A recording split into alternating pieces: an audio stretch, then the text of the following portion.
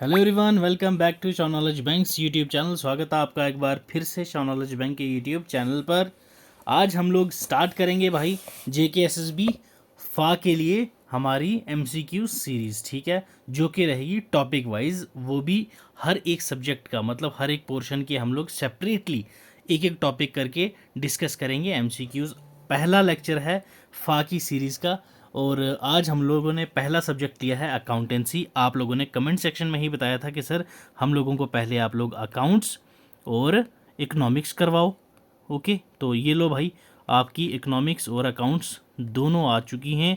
अभी पहला लेक्चर आपका अकाउंट्स का है, उसके बाद रात को 9 बजे का लेक्चर आपका इकोनॉमिक्स का रहेगा पहला, जिसमें आपकी बेसिक इंट्रोडक्शन और बेसिक टर्म्स जो इकोनॉमिक्स रिलेटेड हैं वो हम लोग डिस्कस करेंगे। Similar accountancy and book keeping क्या चीज़ है, दोनों को हम लोग अभी एलोबरेट करूंगा मैं आपको कि बुक कीपिंग क्या है, अकाउंटेंसी क्या है और इसका मीनिंग क्या है। इंट्रोडक्शन टू फाइनेंशियल अकाउंटिंग आपको पूरा का पूरा इस वीडियो सेशन में डिटेल में समझाया जाएगा। इस वीडियो सेशन में आपके 20 MCQs हैं, क्लियर, जिसको मैं आपको हर एक चीज़ डिटेल में समझाऊंगा। और वीडियो के लास्ट में आप लोगों ने कमेंट सेक्शन में बताना कि भाई 20 में से आपको कितने पहले से आते थे, क्लियर। बाकी मैं हर एक MCQs को आपको एक्सप्लेन करके समझाऊंगा, उसकी आप लोगों ने बिल्कुल टेंशन नहीं लेनी है। तो चलो भाई स्टार्ट करते हैं हमारा आज का सेशन पहला, ठीक है। तो फर्स्ट डे है फा के लिए, तो भाई लोग सारे पॉजिटिव एनर्जी लेके पेन कॉपी लेके बैठ जाना। जो मैं बोलूँगा मेरे मुंह से जो जो निकलता रहेगा वो लोग आप लोगों ने लिखते रहना है, क्योंकि इंपॉर्टेंट चीज़ ही बोलूँगा, फालतू कुछ भी नहीं मिलेगा आपको बोलने को, ठीक है। तो टेलीग्राम चैनल का लिंक यहाँ दिया हुआ है, PDF आपको भाई यहाँ मिल जाएगी और लिंक डिस्क्रिप्शन बॉक्स से देख लेना, वहाँ से ज्वाइन करके लेक्चर की PDF ज़रूर डाउनलोड कर लेना, क्योंकि जब क्लासेस ख़त्म हो जाती हैं सारी की सारी मंथ के बाद में सब तब आप आते हो सर PDF, तो यहाँ से अभी डाउनलोड करके रख लेना, रिवीजन के टाइम में आपके काफ़ी काम आएगी ये, ठीक है। तो करंट अफेयर आपको यहाँ देखने को मिल जाएगी, ठीक है। हमारे ये अपना इंस्टाग्राम चैनल पे कोई भी क्वेश्चन आपको पूछना हो या फिर कोई पेपर सॉल्व करवाना हो तो इस मेल पे आप लोग हमें भेज सकते हैं, क्लियर भाई। चलिए जी, आ जाओ, पहला क्वेश्चन देखो, which of the following is an example of current asset. Okay, current asset, इनमें से कौन सी करंट एसेट नहीं है? लैंड, बिल्डिंग, अकाउंट्स रिसीवेबल या फिर पैटेंट्स, क्लियर। चलो, अब ये सेशन रहेगा भाई साहब नॉन कॉमर्स बैकग्राउंड स्टूडेंट्स के लिए भी, क्योंकि भाई लोग सारे बच्चे तो ऐसे हैं नहीं जो कॉमर्स के ही हो, बैकग्राउंड कॉमर्स हो, तो मैं ऐसे करवाऊंगा कि जैसे आपको ज़ीरो नॉलेज है कॉमर्स की। तो आ जाओ, पहले हम लोग समझते हैं कि भाई अकाउंटिंग क्या चीज़ है, ठीक है। फिर हम लोग इस करंट एसेट, क्योंकि अकाउंटिंग समझोगे फिर एसेट क्या चीज़ है वो समझोगे, एसेट के अंडर करंट एसेट होती है वो क्या चीज़ है वो समझोगे, तो आपको पता चलेगा कि भाई करंट एसेट क्या चीज़ है, ठीक। अकाउंटिंग क्या चीज़ है? Accounting is an art, okay, accounting is an art of क्या? Identifying, clear, measuring, recording, classifying, ये जो मैं लिख रहा हूँ लिख लेना, identifying, measuring, recording, classifying, summarising, analysing, okay, communicating, ठीक है। Accounting is an art of identifying, measuring, recording, classifying, summarising, analysing and communicating, clear. इसको आप लोग शॉर्ट में बोल सकते हो IMRCSAC, अलग अलग कर लेना इनको, क्लियर। ये है आपकी अकाउंटिंग। पहली चीज प्राइमरी स्टेज जो आपकी होती है, क्लियर, जो आपकी प्राइमरी स्टेज कहलाती है उसको बोलते हैं हम बुक कीपिंग। क्या बोलते हैं? Book keeping. तो बुक कीपिंग में आपकी आती हैं identifying, measuring, recording and classifying, clear. ये पहले 4 स्टेज जो आते हैं वो आपकी होती हैं बुक कीपिंग में, इसको हम लोग बोलते हैं प्राइमरी स्टेज, ठीक है, जो रूटीन वर्क आप लोग इसको बोल सकते हैं। नेक्स्ट हमारे पास आ जाता है सेकेंडरी, ओके, सेकेंडरी, ये एनालिटिकल होता है। क्या होता है? एनालिटिकल होता है। इसमें further identifying, measuring, recording, classifying, then हमारे पास नेक्स्ट 3 स्टेप और आते हैं, समराइज भी करते हैं हम इसको, एनालाइज भी करते हैं एंड देन कम्युनिकेट करते हैं। तो ये सारी, ये प्लस दिस सेकेंडरी स्टेज होती है, जिसको हम लोग किस में बोलते हैं? अकाउंटिंग में। ओके भाई, क्लियर। अकाउंटिंग क्या चीज़ है समझ आई? ठीक है, आइडेंटिफाई करते हैं, मेजर करते हैं, रिकॉर्ड करते हैं, क्लासीफाई करते हैं, देन समराइज करते हैं, उसके बाद एनालाइज करते हैं, देन हम कम्युनिकेट करते हैं। क्योंकि भाई आपकी फर्म है, आपकी कंपनी है, उसको प्रॉफिट हो रहा है, आपको बताना भी तो है। जो आपकी कंपनी में काम कर रहे हैं या फिर कोई शेयर होल्डर है, उनको पता भी तो चलना चाहिए ना कंपनी लॉस में है, बेनिफिट हो रहा है, नहीं हो रहा है। तो ये सारा चीज़ लास्ट में आपने कम्युनिकेट करना पड़ता है। क्लियर, समझ आई? ठीक है भाई लोग, चलो नेक्स्ट, ये आ गई समझ आपको? ये तो था सिंपल सा मीनिंग। अब आगे आ जाओ कि भाई साहब ब्रांचेस ऑफ अकाउंटिंग, अकाउंटिंग की ब्रांचेस कितनी होती हैं? ठीक है, अकाउंटिंग की होती हैं भाई 3 ब्रांचेस। कितनी होती हैं? 3 ब्रांचेस। कौन कौन सी होती हैं भाई? पहली फाइनेंशियल अकाउंटिंग, ठीक है, दूसरी कॉस्ट अकाउंटिंग, ठीक है, तीसरी मैनेजमेंट अकाउंटिंग। क्लियर, कुछ भी फालतू आपको नहीं करवाया जाएगा, याद रखना, ये सारी चीज़ें अच्छे से सुन लेना। ठीक है, फाइनेंशियल अकाउंटिंग कौन सी होती है भाई? जिसमें आप लोगों को क्या बनाना होता है? Profit and loss account. ठीक है, प्रॉफिट एंड लॉस अकाउंट। ठीक है, फाइनेंशियल अकाउंट में आपको जैसे मैनेजमेंट आ गई, गवर्नमेंट आ गई, इन्वेस्टर्स आ गए, एम्प्लॉयज़ आ गए, ये सारी क्या है आपके पास? Financial accounting. क्लियर। नेक्स्ट है हमारे पास कॉस्ट अकाउंटिंग। कॉस्ट अकाउंटिंग क्या है? जिसमें आप लोगों ने कंट्रोलिंग कॉस्ट, ठीक है, सिंपल आपने याद रखना है, controlling cost. Clear. Raw material को फिनिश्ड गुड में कैसे कन्वर्ट करना है और उसमें कॉस्ट को कैसे कंट्रोल करके हमने रॉ मटेरियल को फिनिश्ड गुड में लाना है, तो वो हम लोग कॉस्ट अकाउंटिंग में देखते हैं। क्लियर भाई? ठीक है। मैनेजमेंट अकाउंटिंग में हम क्या करते हैं? इसमें हम लोग सिर्फ डिसीजंस लेते हैं। ठीक है, मैनेजमेंट का काम क्या होता है? वो क्या करती है? वो सिर्फ मैनेज करती है चीज़ें, वो सिर्फ डिसीजंस लेती है, तो that is management accounting. Clear. तो कुछ पॉलिसीज बनानी है तो ये डिसीजन लेके आपको बताएंगे। Okay, that is management accounting. Clear भाई लोग, यहाँ तक कोई डाउट नहीं ना? अब आ जाओ भाई किस पे? बेसिक टर्म्स पे। कुछ बेसिक टर्म्स होती हैं इकोनॉमिक्स में, इकोनॉमिक्स नहीं, अकाउंट्स में, जो आपको नहीं पता तो आप लोगों क्वेश्चन नहीं कर पाओगे। क्लियर। पहली बेसिक चीज़ क्या? एंटाइटी। मैक्सिमम क्वेश्चंस में आपको देखने को मिलेगा ये एंटाइटी। क्या चीज़ है एंटाइटी भाई? हाँ, एंटाइटी वो है जिसके लिए हम, ठीक है, जिसके लिए हम, to whom we are doing accounting, तो वो हमारा क्या हो जाएगा? एंटाइटी। सिंपल। ठीक है, जिसके लिए हम अकाउंटिंग कर रहे हैं वो हमारे लिए क्या हो जाएगा? एंटाइटी हो जाएगा। क्लियर भाई?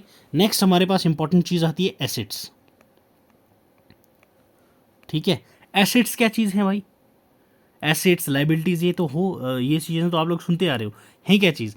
ये वो चीज़ें हैं, ठीक है, जो बिजनेस की अपनी हैं।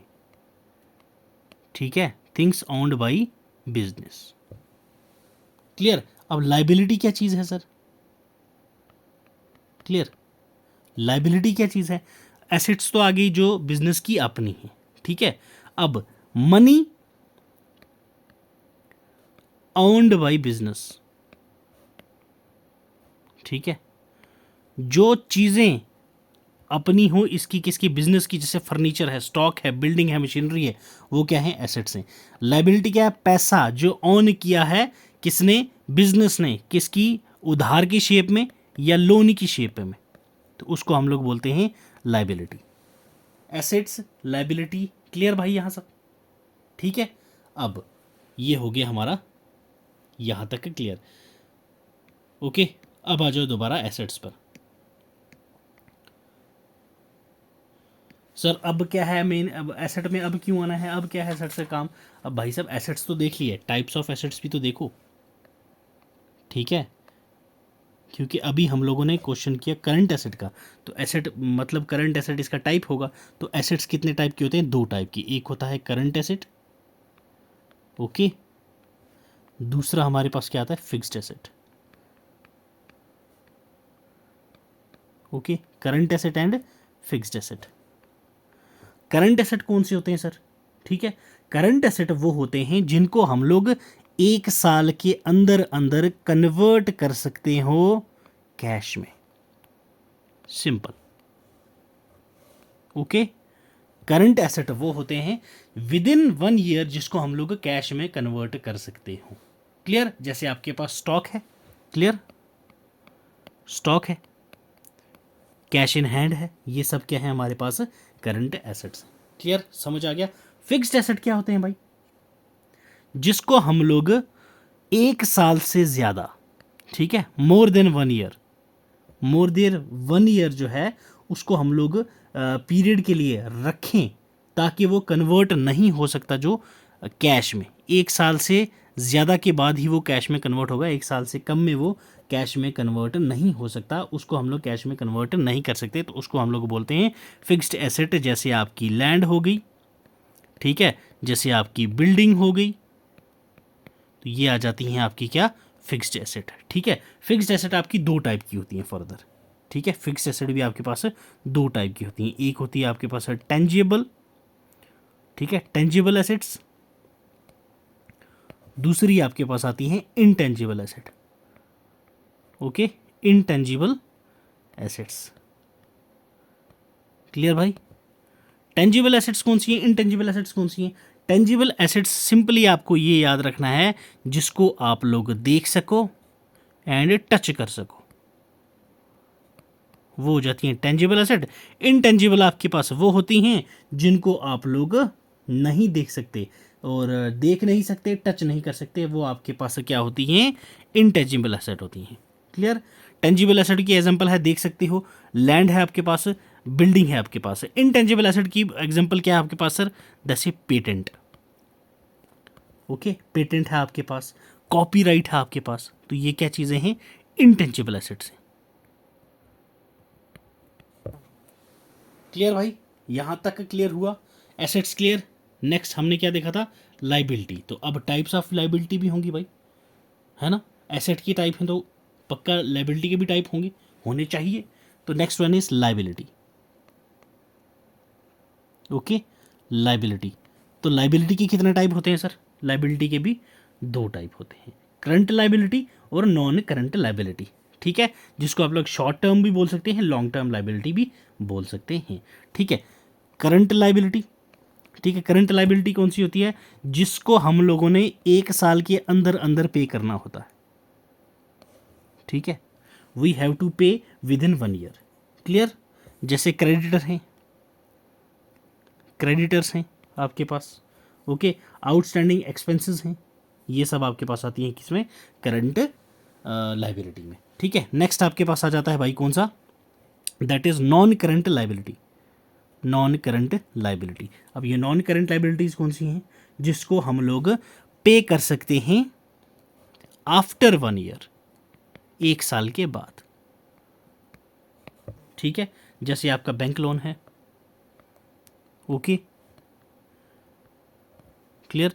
जैसे आपके पास डिबेंचर्स हैं। ओके, जैसे आपके पास बॉन्ड्स हैं। ठीक है, ये आपके पास क्या हो जाती हैं, नॉन करंट लाइबिलिटी। लाइबिलिटी आपके पास से एक और होती है जिसको हम लोग क्या बोलते हैं, कॉन्टीजेंट लाइबिलिटी। कौन सी? Contingent liability, contingent liability. Important points हैं, नोट करके रख लेना ये, क्योंकि आपको एग्जाम में यही सब पूछा जाएगा। ठीक है, मे अकर, ठीक है, जब भी, ये क्या है, मे अकर इन फ्यूचर।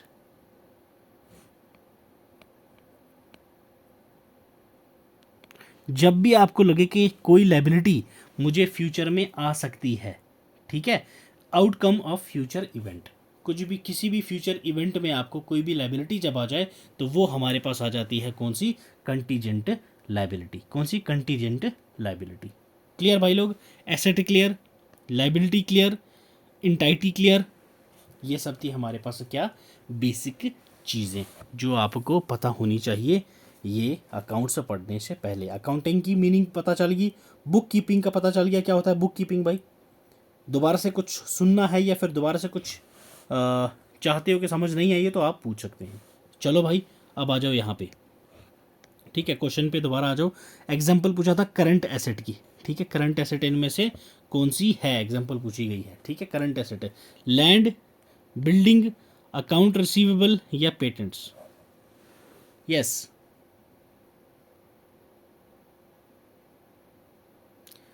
लैंड हमने अभी बात की थी, ये फिक्स्ड एसेट है, बिल्डिंग फिक्स्ड एसेट है, अकाउंट रिसीवेबल ये आपको यहाँ पे दिख जाएगी सामने सामने भाई। पेटेंट्स आपका जो है ये भी आपका फिक्स्ड एसेट है, इंटेंजिबल, ठीक है, इंटेंजिबल एसेट है, ठीक है, इंटेंजिबल एसेट। अब मैंने वो बेसिक कंसेप्ट आपको बताए थे, तो आपके इजीली अब आंसर्स निकल रहे होंगे। तो ये आ गया आपको ऑप्शन बी। क्लियर भाई, चलो जी नेक्स्ट क्वेश्चन देखो, which of the following is an example of Contra account. Contra account का इसमें से कौन सी एग्जांपल है? Account receivable, common stock, retained earning या फिर accumulated depreciation. Yes, it's accumulated depreciation. Contra account example है अक्यूमुलेटेड डेप्रिसिएशन की, ठीक है भाई। चलो नेक्स्ट देखो, which of the following is a liability. इनमें से कौन सी लाइबिलिटी है? Inventory, prepaid expenses, notes payable, retained earnings. Yes, तो भाई साहब नोट्स पेएबल ये एक लाइबिलिटी है। क्लियर, अभी मैंने बताया था आपको लाइबिलिटी क्या चीज़ है, कितने टाइप की होती है। क्लियर, लाइबिलिटी मुझे नहीं लगता कि इसमें अभी मुझे कुछ एक्सप्लेन करने की ज़रूरत है। नेक्स्ट देखो, विच ऑफ द फॉलोइंग है एग्जाम्पल ऑफ एसेट। इनमें से एसेट कौन सा है? अकाउंट्स पेएबल, ओके जी, that is building, okay, salary expense, dividend paid. तो बिल्डिंग सामने आपको दिख रही है, ये हमारी क्या है? फिक्स्ड एसेट है, ओके, फिक्स्ड एसेट। क्लियर भाई, चलो चलते हैं नेक्स्ट क्वेश्चन पे। Question 5th, which of the following is a not a financial statement. इनमें से कौन सी फाइनेंशियल स्टेटमेंट नहीं है? इनकम स्टेटमेंट, बैलेंस शीट बिल्कुल है, कैश फ्लो स्टेटमेंट बिल्कुल है, जर्नल बिल्कुल सर ये फाइनेंशियल स्टेटमेंट नहीं है। जर्नल एंट्रीज और जर्नल पे हम लोग कल डिस्कस करेंगे इन डिटेल। क्लियर, क्योंकि नेक्स्ट जो आपका टॉपिक है सिलेबस में वो जर्नल एंट्रीज का है, तो उसमें हम लोग कल बात करेंगे। ये स्टेटमेंट बेसिक में आपको पता होनी चाहिए, इसलिए ये एमसीक्यूज मैंने यहाँ डाला हुआ है।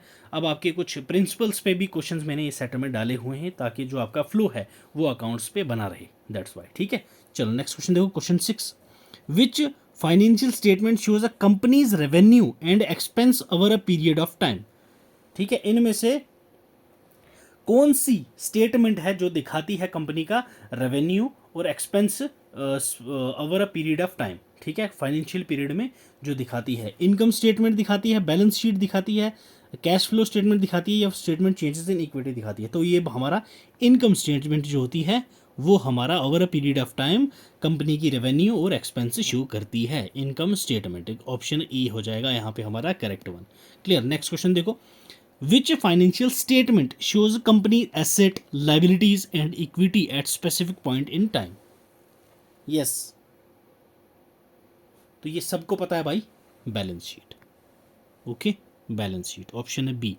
मुझे नहीं लगता है इस क्वेश्चन का भी मुझे एक्सप्लेनेशन देने की जरूरत पड़ेगी। क्लियर, चलो, which of the following is not an asset. इनमें से कौन सा एसेट नहीं है? Accounts payable, inventory, building, cash. Yes, सीधी यार, इन्वेंट्री आपकी एसेट है, बिल्डिंग है, कैश है, अकाउंट्स पेएबल, ऑप्शन ए हो जाएगा आपका correct answer. Clear, not asset पूछा था, याद रखना ये। चलो नेक्स्ट क्वेश्चन देखो, which of the following is not a liability. इनमें से लाइबिलिटी कौन सी नहीं है? Accounts payable, notes payable, salaries expensible, tax payable. Yes, salaries expense. ठीक है, ये अभी ऊपर मैंने एक क्वेश्चन किया था जिसमें आपसे पूछा था लाइबिलिटी, तो ये लाइबिलिटी तो थी भाई, यहाँ नॉट पूछा गया है, तो सैलरीज एक्सपेंस ऑप्शन सी हो जाएगा हमारा क्वेश्चन 9 का करेक्ट आंसर। क्लियर भाई, 10th का देखो भाई, आ जाओ क्वेश्चन 10 पे, which accounting principle requires that a company record its expense when they are incurred regardless when the payment is made. अब आपसे पूछा गया है ऐसा कौन सा प्रिंसिपल है जिसमें क्या होता है, कंपनी रिकॉर्ड कर देती है एक्सपेंस को, चाहे वो पेड हुआ हो या ना हुआ हो।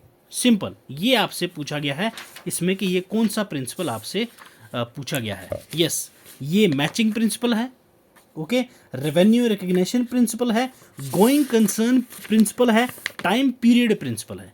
यस, बताइए भाई। क्वेश्चन 10 बहुत इजी क्वेश्चन है ये। हाँ जी बोलिए। तो भाई ये है मैचिंग प्रिंसिपल। कौन सा प्रिंसिपल है ये? Matching principal. Okay, matching principal. अब मैचिंग प्रिंसिपल क्या होता है? अभी हम लोगों ने, मैंने आपको बता दिया भाई। इसमें ये अकाउंटिंग प्रिंसिपल होता है जो रिकॉर्ड करती है कंपनी के एक्सपेंसेस को, चाहे वो पे हुए हों या पेड नहीं हुए हों, regardless of their payment. Payment हुई है नहीं हुई है फिर भी इसको रिकॉर्ड करना है, तो इसको हम लोग बोलते हैं मैचिंग प्रिंसिपल। क्लियर? क्या बोलते हैं? Matching principal. क्लियर? अब नेक्स्ट आपके पास एक दिया हुआ है गोइंग कंसर्न प्रिंसिपल। अब गोइंग कंसर्न प्रिंसिपल क्या है? इसमें हमारा जो कंसेप्ट है वो गोइंग कंसर्न एज्यूम करता है कि भाई जो बिजनेस फर्म है या फिर बिजनेस एंटाइटी है वो कंटिन्यू करेगी कैरी आउट अपना ऑपरेशन इनडेफिनिट पीरियड के लिए। ठीक है? कितना के लिए? इनडेफिनाइट पीरियड के लिए। याद रखना ये आपने। तो ये हमारा गोइंग कंसर्न कहता है लॉन्ग पीरियड के लिए चलती रहेगी, इसका ऑपरेशन जो है वो फोर्सिएबल इन फ्यूचर चलता रहेगा। क्लियर? नेक्स्ट है आपके पास time period principle. Time period principle ये क्या है? ये रेफर करता है स्पैम ऑफ टाइम। ठीक है, स्पैम ऑफ टाइम। ये स्पैन ऑफ टाइम जो होता है ना उसको रेफर करता है कि भाई ये जो फाइनेंशियल स्टेटमेंट जो एंटरप्राइज बनाते हैं, एग्जैक्टली जो पोजीशन दिखाते हैं एसेट और लाइबिलिटी की एंड ऑफ देयर पीरियड। अब जो फाइनेंशियल पीरियड होता है, फाइनेंशियल ईयर होता है, फाइनेंशियल अकाउंटिंग पीरियड जो होता है वो कब से कब तक होता है आपको पता होना चाहिए। 1 अप्रैल से लेके 31 मार्च। क्लियर भाई? समझ आ गया? रेवेन्यू रिकग्निशन प्रिंसिपल मैंने इसलिए आपको यहाँ नहीं बताया क्योंकि अगला क्वेश्चन ही इसी पे है। तो ऑप्शन ए है इसका correct answer. Question 10 option A है हमारा बिल्कुल करेक्ट आंसर भाई। चलो नेक्स्ट आंसर, नेक्स्ट क्वेश्चन देखो। Question 11, which accounting principle requires that a company record revenue when it's earned recordless when the payment is received. ठीक है, ऊपर आपसे किसके बारे में पूछा गया था? एक्सपेंस के बारे में। यहाँ आपसे पूछा गया है रेवेन्यू के बारे में कि जो रेवेन्यू कंपनी का अर्न हुआ है उसी वक्त उसको रिकॉर्ड करना है आपने, चाहे पेमेंट रिसीव हुई हो या ना हुई हो। तो वो कौन सा होता है भाई? बाकी 3 हमने ऊपर देख लिए थे अच्छे से, तो बचा था एक ही। तो आप लोगों ने यहाँ पे ऑड वन आउट करके भी और यहाँ सीधे सीधे डायरेक्टली भी आप इसको क्वेश्चन निकाल सकते थे। तो ऑप्शन हो जाएगा हमारा यहाँ पे बी क्वेश्चन। ठीक है भाई? वीडियो पसंद आ रही है तो लाइक कर देना भाई लोग, और यही लेवल, ऐसा ही लेवल चाहिए तो कमेंट में बताते रहो कि भाई लोग बिल्कुल सही जा रहे हैं, ऐसी ही वीडियोस लाना। अगर आपको चाहिए रैपिड फायर वाली तो मैं वैसे भी ले आऊँगा, मुझे कोई दिक्कत नहीं है। क्लियर? मैचिंग प्रिंसिपल बता दिया, गोइंग कंसर्न आपको मैंने समझा दिया, टाइम पीरियड प्रिंसिपल आपको समझा दिया। क्वेश्चन 12 देखो, which financial statement shows a company's cash inflows and outflows over a period of time. कौन सा फाइनेंशियल स्टेटमेंट होता है जो कंपनी के कैश इनफ्लो और आउटफ्लो पीरियड ऑफ टाइम में बताता है? Income statement, balance sheet, cash flow statement या statement of changes in equity. यार नाम से ही पता चल रहा है, तो cash flow statement. Okay, option C हो जाएगा यहाँ हमारा करेक्ट आंसर भाई। क्लियर? चलो जी, which of the following is not a type of account. इनमें से कौन सा अकाउंट टाइप नहीं है? Asset account, liability account, equity account, customer service. Yes, question 13, asset account होता है? जी बिल्कुल होता है। लाइबिलिटी अकाउंट होता है? जी बिल्कुल होता है। क्या इक्विटी अकाउंट होता है? यस बिल्कुल होता है। कस्टमर सर्विस होता है? तो ये कोई भी अकाउंट नहीं होता भाई। तो आपके पास ऑप्शन डी मिल जाएगा, सामने सामने आपको दिख रहा है।